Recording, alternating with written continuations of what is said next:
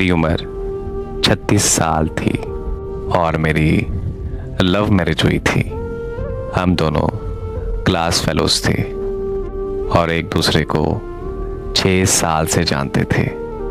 हम दोनों बेहतरीन दोस्त थे। दौरान तालीम हम दोनों ने फैसला कर लिया था कि मेरे शौहर के जॉब में सेटल होने के बाद घर वालों की रजामंदी से हम दोनों शादी कर लेंगे। मेरे शौहर की जॉब के बाद हमारे घर वाले मिले और हमारी बगैर किसी रुकावट के शादी हो गई। अल्लाह ने हमें एक बेटे से नवाजा। मुझे कॉलेज के ज़माने से ही अंदाज़ा था कि मेरे शौहर मिजाज के बहुत तेज़ हैं।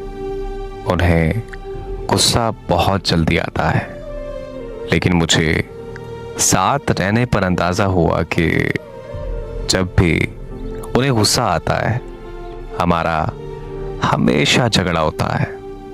मुझे हमेशा ये फील होता था कि वो मुझे कंट्रोल करने की कोशिश करते हैं। जब भी कभी हमारे बीच झगड़ा ज़्यादा होता था, मैं अपने बच्चे को लेकर मैके चली जाती थी। मेरे मैके वाले मुझे सहारा देते थे, मुझे तसल्लियाँ देते थे कि उसने तुम्हें क्या लावारिस समझ रखा है। मेरी बहनें फ़ोन पे मेरे शौहर को बेनकद सुनाती थीं। बहरहाल लड़ाई झगड़े के बाद सुलह सफाई हो जाती और मैं घर वापस आ जाती। लेकिन ये बात हम दोनों जानते थे कि हम दोनों एक दूसरे से बेहद मोहब्बत करते हैं और मैं अपने शौहर को कभी भी नहीं छोड़ना चाहती। लेकिन हर झगड़े के दौरान उन्हें ये ज़रूर कहती थी कि अगर मुझे छोड़ना है तो अभी छोड़ दें। मुझे इल्म है कि मैं ये सब सिर्फ अपनी अना को बुलंद रखने के लिए कहती थी। एक बार हमारा झगड़ा इतना बढ़ा कि उन्होंने पहली बार मुझ पे हाथ उठाया और मुझे घर से निकाल दिया। मैं सीधा अपने मैके गई। मेरे घर वाले मुझे लेकर सीधा पुलिस स्टेशन गए। मेरे शौहर को पुलिस वालों ने अरेस्ट कर लिया। ससुराल वालों ने मुझे केस वापस लेने को कहा। मेरे शौहर ने मुझसे खूब माफिया मांगी और मुझे कहा कि आइंदा के बाद ये सब नहीं होगा। मेरे दिल में रहम आया और मैंने केस वापस ले लिया और वापस अपने घर चली गई। 3 महीने बाद हमारा फिर से झगड़ा हुआ और एक बार फिर से मैं हमेशा की तरह अपना बच्चा उठाकर मैके चली गई। 2 दिन बाद मुझे खबर मिली कि मेरे शौहर अस्पताल में हैं।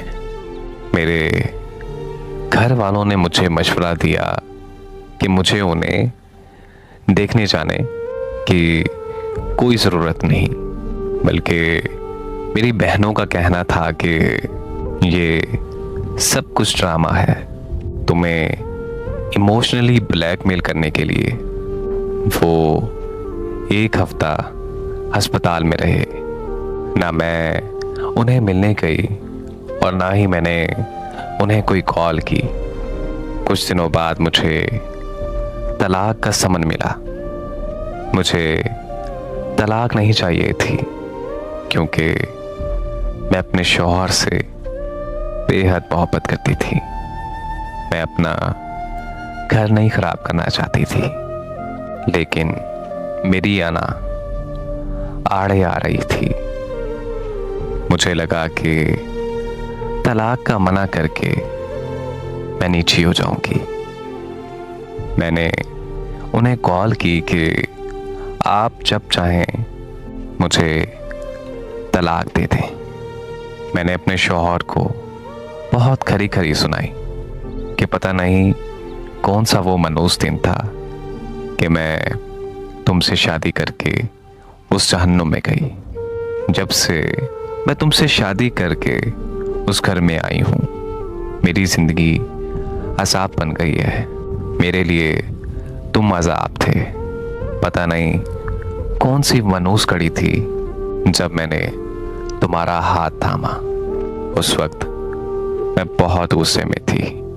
मेरे मुंह में जो आया मैंने वो अपने शौहर को बोल दिया।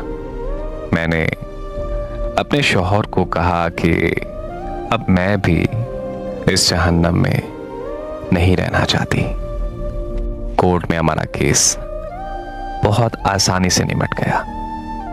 मेरे शौहर ने मेरी सारी डिमांड्स, बच्चे की कस्टडी और खर्चा देना कबूल कर लिया।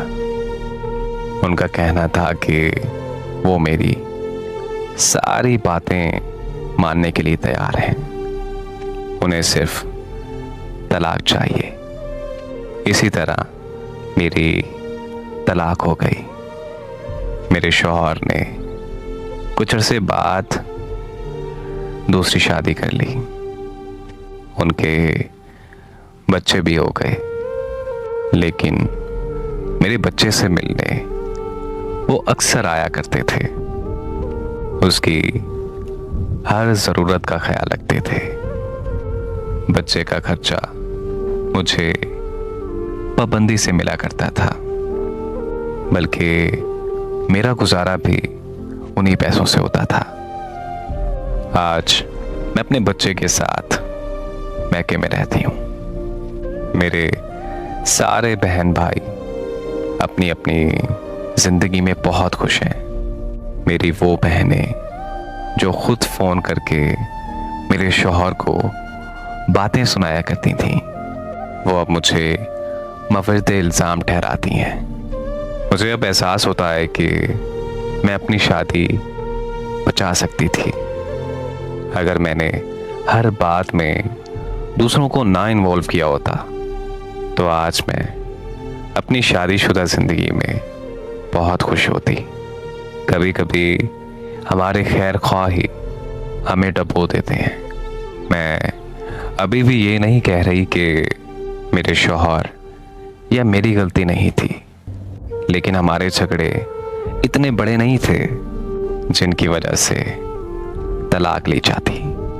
आज ये मेरी दरख्वास्त है सारे शादीशुदा हजरात से कि जहाँ तक मुमकिन हो सके अपने मामलात को खुद निपटाएं। आपका खुद से बढ़कर इस दुनिया में कोई खैर ख्वाह